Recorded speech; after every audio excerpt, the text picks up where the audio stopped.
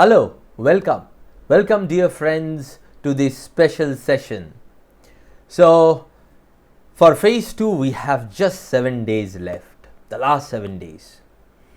Now these 7 days are very important because we have so less time, so we should be utilizing them to the best way possible, right? Okay. But how do we do so if we do not know what are the important things that should be done in the last 7 days? Because the nature in which we orient our preparation in the last 7 days should be significantly different than what we have been doing in the last 3 months or 6 months or even the last 1 month, isn't it? Right? And that's why this session. So when I thought about this session, I realized that a lot of students at this juncture were doing stuff that shouldn't be doing at this point. Those made sense if they had done 2 months back, but at this point it did not make any sense. So therefore I thought that why not to guide you guys, those of you who are taking the phase 2 exam this year, RBI grade B phase 2 exam, that what are the things that are minimum necessary for you to do in the next 7 days, right? So that would be the agenda of today's session. So how are we going to address these agenda of ours? So there will be 3 broader points that we would address, and in the process you would come to know what are you supposed to do in the next 7 days. Okay. First, what to do for the objective questions. Now when I talk about objective questions, obviously I mean finance and management 50 marks objective and ESI 50 marks objective. So in these 2 subjects, as you know that from previous year we are having 50 marks objective, 50 marks descriptive. So what is that we should be doing differently for objective, and what is that we should be doing differently for the descriptive is something we should discuss. So both of these, what to do for objective questions and how to practice descriptive questions at this stage for the technical topics, that is finance management and economics and social issues, is what we are going to discuss today. Third aspect of it, and a very important aspect of it, is how much to practice English descriptive, right? And how are we to practice that? Okay. So these are the 3 elements in today's discussion, and through this, because these are the 3 things that would come in your exam, so through these 3 you would be clear about what are you supposed to do in the last 7 days to phase 2. Okay, right? So let's look at first the objective questions. Now you understand one thing very clearly, that there are multiple mocks, right? Let's say for example, if you have taken olive board mocks, like for the for those students of taking phase 2, we had given olive board mocks that has 15 mocks of objective questions, right? So I'm sure a lot of you might not have been able to do all the mocks, because some of you had been reaching us and telling that only 4 mocks are done, 5 mocks are done, so what do we do about the rest of the mocks, right? So this is important, and I understand that because time has been limited, you were revising, you had not gotten the time to take all those mocks, right? So would we waste them? Would we not pick them up? What to do with those 10, 8, 12 mocks that are remaining, right? So know this very importantly, that 3 mocks need to be taken in the next week, in 3 days. Now there is not be the next 3 days. I'll just next 7 days. This is next 7 days. So 3 mocks in the next 7 days, right?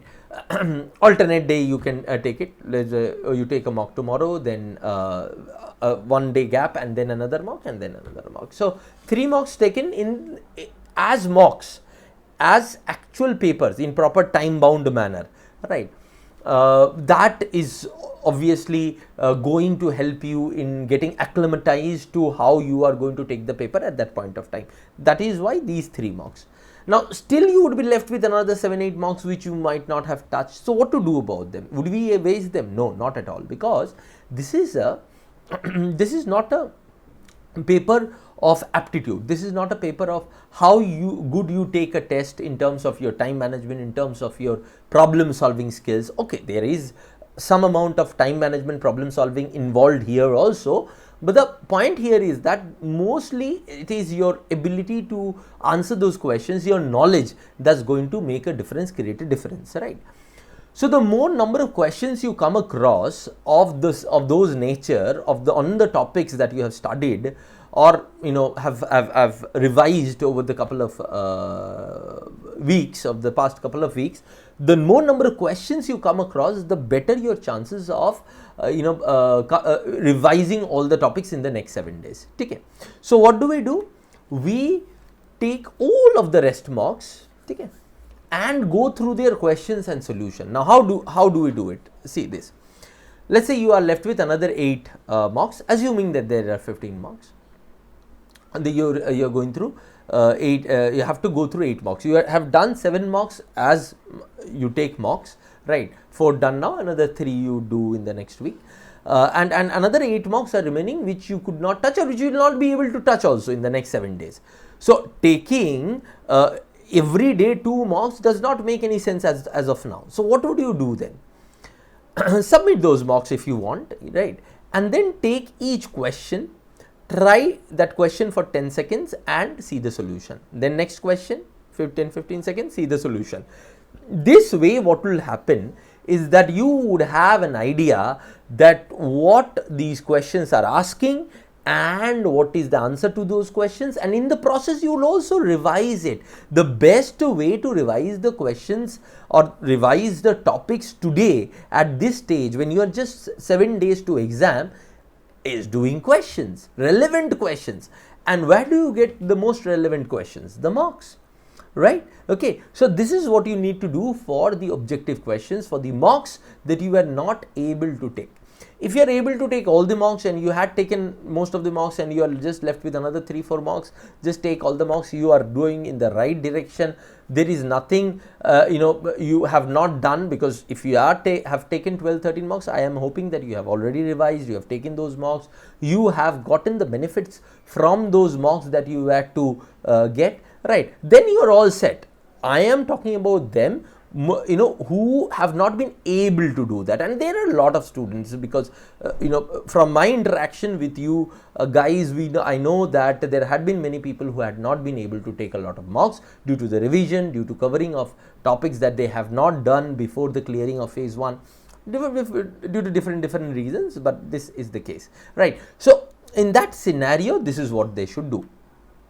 And now, is there something else that you need to do? Yes. For finance and ESS, see, for management, if you have been doing what I had suggested, if you remember in one of my previous lectures, when there were only 2 months remaining to the exam, how you should revise your management, what you should do about management. If you have been doing that, it's all set. You have been doing regularly that, and it's all set, right? The rest, what it is necessary, would be happening through these mocks questions. Okay.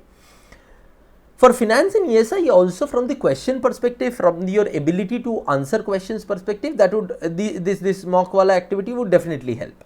But there is another thing that is going to help you, both in terms of your objective questions as well as your descriptive questions, is from the syllabus of finance and ESI, take those topics which has some updates or new data that has come in the last 3-6 months. Okay. Recent events that are related to those topics. I am sure that for all topics there would be not be recent events, but for those which are, note down those recent events. They would help you in your descriptive as data points, as well as they would help you in your objective answering of questions, especially in ESI. Okay, right? So these are the 3 activities that you are supposed to do with respect to the objective questions. Okay. Now, descriptive questions of finance management and ESI. So you have to slot a 1.5 hours of writing activity period every day for descriptive writing of technical answers. I am not talking about English descriptive, I will come to that in a moment. Okay. So whatever I am saying is minimum. If you are able to build up on those activities, if you are able to do double of these activities, then it's okay. I mean, if you do that, you would get benefited on that, right? Now, to practice minimum 1.5 hours of writing every day. what do you practice? See, 4 questions need to be done every day. You have list of questions with you. You know, if you are studying with us, we have already given you the compendium of questions where you need to pick up those questions and practice. We have been telling you for months to practice on those questions, right? You have gone through the lectures also where we have told you how to answer on those questions. Okay. So practice on those only. If you are preparing by yourself, you already have, I hope that you already have the list with you now and you are preparing some questions from that. So now is the time to practice 4 questions every day. Now how would you divide these 4 questions? From ESI, you should do 2 questions every day. From finance and management, 1 question each, from one from finance, 1 from management every day. Right. So this is what you should do: 45 minutes to ESI, 45 minutes to finance and management, and 2 should be, I mean, out of these 4, 2 should be of 10 marker types and 2 should be of 15 marker types. Now, how do we differentiate between 10 marker and 15 marker types? You remember this we had already done in our descriptive sessions on YouTube. I would give you the link of those lectures where we have discussed about management descriptive, ESI descriptive, as well as finance descriptive, right, as well as English descriptive too, as in the description of this lecture. If you have not gone through them, go through them. But the idea here is simple, where you are to write in around 500-600 words. So those topics which would require more words or more data, more concepts to be discussed and made in a way so that you are able to make them understand in 500-600 words. Those are 15 words, 15 marker questions, and 300-400 words, 10 marker questions. So you see, in the exam you might have questions coming with the marks associated with it. You would have that 10 marker, 15 markers. There also you would know that how much number of words you are looking at when you are looking at a 10 marker question and a 15 marker question. So for example, in ESI, let's say in ESI every day you would be doing 2 questions. So one would be 10 marker, one would be 15 marker. In finance and management, every day you would be doing one question. So one would be 15 marker, one would be 10 marker. Next day, if you had done the earlier day finance 15 marker, do 10 marker, and if your earlier day you have done management 10 marker, do 15 marker of management.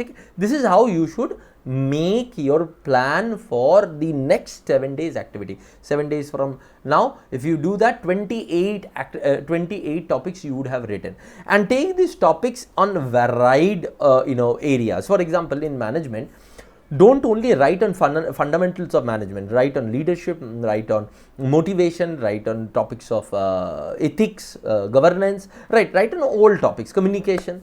Similarly in finance, similarly in ESI. So have an idea of writing across the syllabus.